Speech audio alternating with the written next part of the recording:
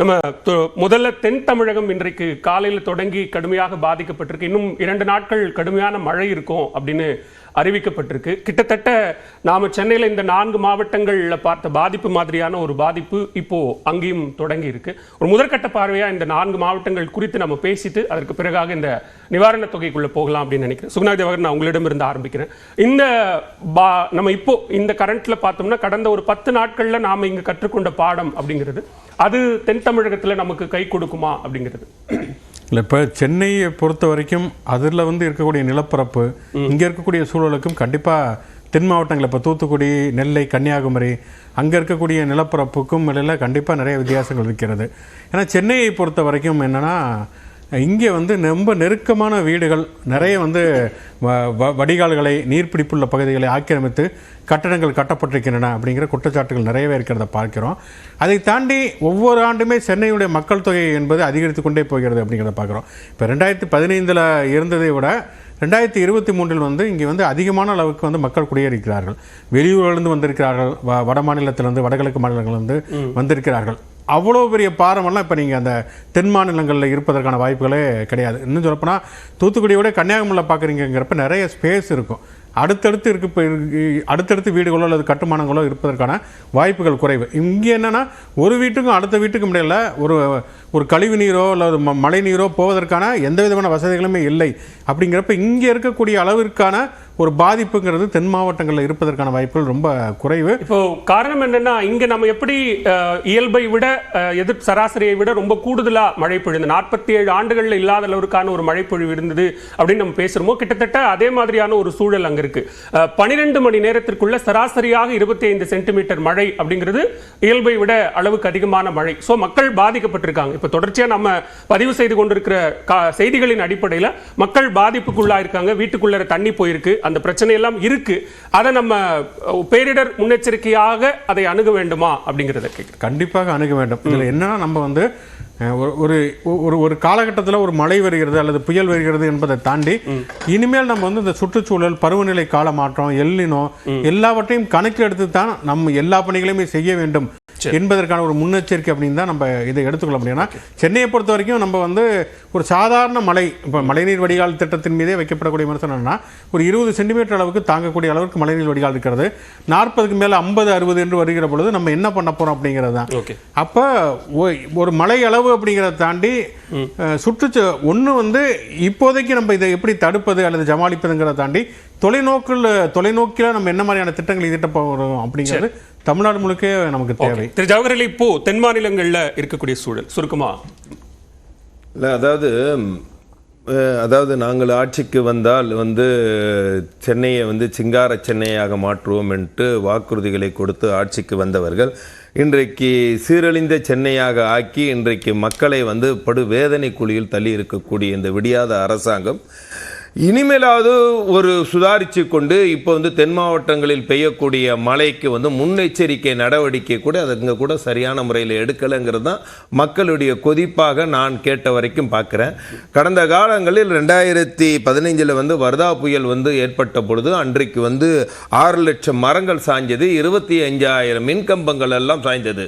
அப்பொழுதெல்லாம் துரித நடவடிக்கை, போர்க்கால நடவடிக்கை எடுத்து அதை எல்லாம் சிறந்த முறையிலே அந்த சரி செய்தும் என்பதே மத்திய அரசாங்கம் எல்லாம் இராணுவத்துறையை பாராட்டினாங்க. அதுபோன்று இந்த அரசாங்கம் செயல்படணும் என்பதுதான் எண்ணம். ஆனால் இவர்கள் அது போன்று செயல்படவில்லை, கோட்டையை விட்டார்கள். இந்த நம்மளுடைய சென்னை மலைக்காண்ட புயல் வெள்ளம்ங்கிறது இயற்கை சீரழிவினுடைய பேரழிவு. அது இது மழை வெள்ளத்தினுடைய பாதிப்பிலிருந்து மக்களை காப்பாற்ற முடியும்.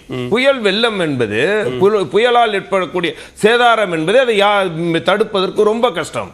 ஆனால் மழையை நீங்கள் சரியான முறையிலே மக்களை பாதுகாக்க முடியும். நீங்கள் தூர்வாரி இருந்தீங்கன்னா நீங்க தண்ணிகளை போக விட முடியும், எல்லாமே பண்ண முடியும். இன்னைக்கு முதலமைச்சர் எழுதியிருக்கிற கடிதத்தில் சொல்றாரு 2015 மழை வெள்ளம்ங்கிறது ஒரு மேன்மேட் டிசாஸ்டர், அது மனித தவறு. ஆனா இப்போ நாம சந்திச்ச இந்த 23 மழை வெள்ளம் அப்படிங்கிறது ஒரு இயற்கை பேரிடர். அது யாரா இருந்தாலும் சவாலோடு நம்ம அதை எதிர்கொண்டு சரி செஞ்சிருக்கோம் அப்படின்னு சொல்லியிருக்காரு. அதான் 4000 கோடி ரூபாயில் தூர்வார்ன்னு சொல்லிட்டு 4000 கோடியை தூர்வார்ன கதை தான் இந்த அரசாங்கத்தினுடைய சாதனை. என்னண்டா 2015 வந்து எப்படிப்பட்ட மழை வெள்ளம் ஏற்பட்டது, எந்த அளவுக்கு பாதிப்பு ஏற்பட்டு, இதை விட வந்து 187 சென்டிமீட்டர் மழை பெஞ்சது. அதை தொடர்ச்சியாக அன்றைக்கு அடையாறுக்கும் ஆறுகள் இருக்கக்கூடிய துணை ஆறுகள் வந்து சேரக்கூடிய இடங்கள்லாம் முழுமையான வகையில் வந்து அந்த தூர்வார படலைங்கிறது ஒத்துக்கொற வேண்டியதான். ஏன்னா அதனுடைய பாதிப்பு அப்படி, அதான் முதல் கட்டங்கிறனால.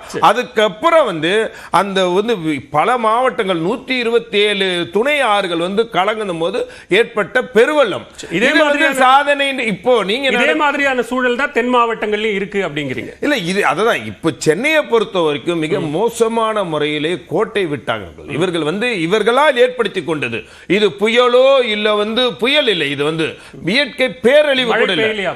மழை பெய்ஞ்சா கூட நீங்க இந்த மழை பெய்யும் போது தடுக்க முடியும் சார். நான் தான் சொல்றேன், புயல் அடிக்கும் போது நீங்கள் வந்து பல மரங்கள் சாயும். 6 லட்சம் மரங்கள் வந்து வர்தா புயல் சாஞ்சது. 25,000 மின்கம்பங்கள் சாஞ்சது. 6 லட்சம் மரங்கள், 25,000 மின்கம்பங்கள் செஞ்சது. அதை சரி செய்தோம். அது போன்ற இது இல்ல. இதை நீங்க ஏற்கனவே வந்து சரியான, அதாவது புயல் வருவதற்கு முன்னாடி ஒரு நடவடிக்கை, புயல் வரும்பொழுது ஒரு நடவடிக்கை, புயல் வந்த பிறகு ஒரு என்ன நடவடிக்கை, இதை சரியான வந்து ஒருங்கிணைப்போட நீங்க செஞ்சிருந்தீங்கன்னா இந்த பாதிப்பு வந்திருக்காது.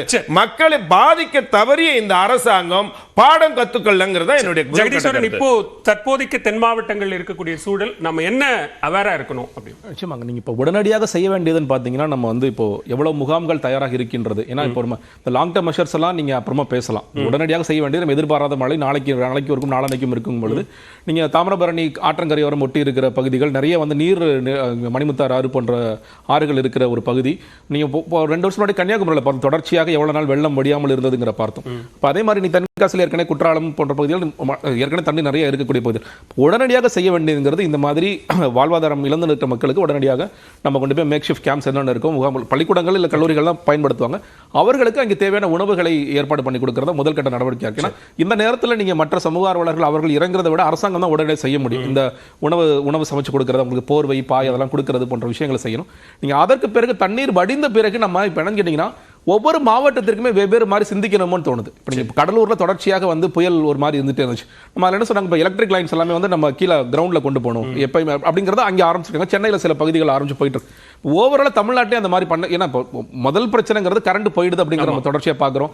செல்ஃபோன் சிக்னல்ஸ் வீக் ஆகிடுது அப்படிங்கிறத பார்க்குறோம். இப்போ இதுக்கெல்லாம் வந்து லாங் டேர்மில் நம்ம என்ன சொல்யூஷன், நீங்கள் அங்கேயும் வந்து ஸ்டாம் வாட்டர் ட்ரைன், இங்கே நிறைய நீர்நிலை இருக்கக்கூடிய பகுதிகள் தான். அப்போ அங்கேயே ஸ்டாம் வாட்டர் ட்ரைன் தான் அதுக்கு பதிலாக இருக்க போகிறாங்கிறலாம் நீங்கள் லாங் டேர்மில் யோசிக்கணும்.